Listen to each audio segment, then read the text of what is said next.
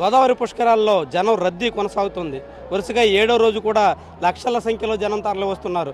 దాంతో అన్ని చోట్ల కూడా ఘాట్లన్నీ కిక్కిరిసిపోయి కనిపిస్తున్నాయి. కొవ్వూరులోని గోష్పాద క్షేత్రానికైతే పెద్ద సంఖ్యలో యాత్రికులు రావడంతో అనేక రకాల సమస్యలు ఏర్పడుతున్నాయి. వాళ్ళకి తగ్గటువంటి అవకాశాలు సౌకర్యాలు లేక చాలామంది ఇబ్బందులు పడుతున్నారు. ముఖ్యంగా ఈ పుష్కరాల్లో ప్రధానంగా భావిస్తున్నటువంటి పిండ ప్రదానాలకు సంబంధించినటువంటి ఏర్పాట్లు పూర్తిగా లేవనేటట్టు చెప్తున్నారు. పిండ ప్రదానాలకి ఇంకా విస్తృతంగా టెంట్లు వేయాల్సినటువంటి అవసరం ఉంది.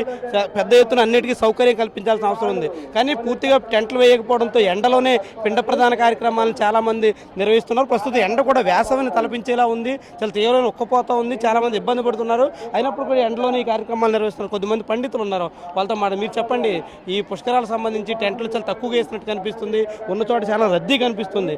కొంతమంది ఎండలోనే ఉన్నారు. ఎందుకు ఈ పరిస్థితి వచ్చిందంటారు? ఇక్కడ ప్రధానంగా కనిపిస్తుంది ఏంటంటే అనవసరమైన ఖర్చు ఎక్కువగా కనిపిస్తుంది. ఎందుకంటే ఇక్కడ పెట్టిన ఈ ఏర్పాటు చేసిన క్యూ లైన్లు మొత్తం అనవసరమైన క్యూ లైన్లు ఇవన్నీ కూడా. ఇక్కడ బ్రాహ్మణులందరూ కూడా ఎండలో ఉన్నారు. ఈ క్యూ లైన్లు కనుక తీసేసి ఇదే విధంగా టెంట్లు కనుక ఇక్కడ ఏర్పాటు చేసినట్లయితే బ్రాహ్మణులందరూ కూడా చక్కగా నీడలో కూర్చునేవాళ్ళు, వచ్చిన భక్తులు కూడా చక్కగా నీడలో కూర్చుని కార్యక్రమాలు చేసుకునేవాళ్ళు.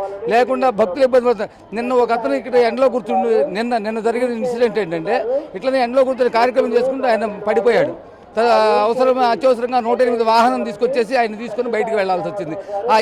ఇదే కనుక ఈ క్యూ లైన్ లేకుండా కనుక ఇక్కడ టెంట్లు ఏర్పాటు చేసినట్లయితే చక్కగా భక్తులందరూ కూడా కూర్చొని చక్కగా వారి కార్యక్రమాలని భక్తి శ్రద్ధలు. ఇప్పుడు ఏమైందంటే పైన ఎండవేడికి తల్లిదండ్రుల మీద శ్రద్ధ లేకుండా కార్యక్రమం నిర్వహించాల్సి వస్తుంది. కాబట్టి ఇది కనుక ఏర్పాటు చేసినట్లయితే చాలా చక్కగా ఉన్న భక్తులందరూ కూడా వారి తల్లిదండ్రులని ఇక్కడ స్మరణ చేసుకుంటూ నీడలో కూర్చునేవారు అని చెప్పి మేము భావిస్తూ ఉన్నాం. తొలి రోజు కూడా ఇదే పరిస్థితి. చాలా నామమాత్రంగా టెంట్లు వేశారు. ఆ తర్వాత టెన్ టీవీ సహా మీడియా ఈ విషయాన్ని వెలుగులో తేవడంతో కొన్ని అదనపు టెంట్లు వేసినట్టు కనిపిస్తుంది. అవి కూడా ఏమాత్రం సరిపోవట్లేదు. ఇంకా వెయ్యాలని మీరు ఏమైనా అడుగుతున్నారా? ఏమైనా అధికారులు ఏమైనా అట్లా స్పందిస్తున్నారా?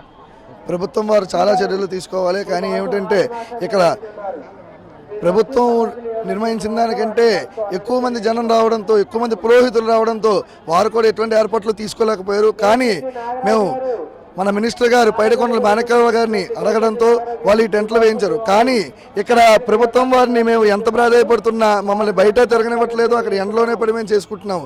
లోపల ఎంత రద్దీ అవుతున్నా సరే పోలీసులు పట్టించుకోవట్లేదు, ఇక్కడ సిబ్బంది పట్టించుకోవట్లేదు.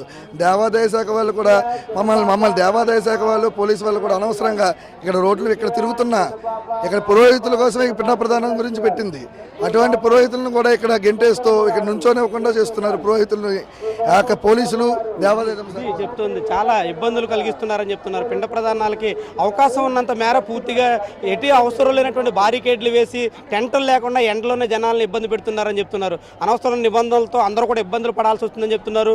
అనేక మంది అస్వస్థలకు కూడా గురవుతున్నారని చెప్తున్నారు. చాలా మందికి ఇబ్బందులు కలిగేలా ప్రస్తుతం వాతావరణం ఉంది కాబట్టి అవసరమైన మేర టెంట్లు వేసి మొత్తం ఈ పిండ ప్రదాన కార్యక్రమం అంతా సజావుగా సాగేలా ఏర్పాట్లు చేయాలని, అందరినీ పురోహితులు ప్రధానంగా ఈ పిండ ప్రదానం చేసుకోవడానికి తగ్గట్టుగా సౌకర్యాలు కల్పించాలని ఇక్కడ ఉన్నటువంటి వాళ్ళందరూ కూడా కోరుతున్నారు.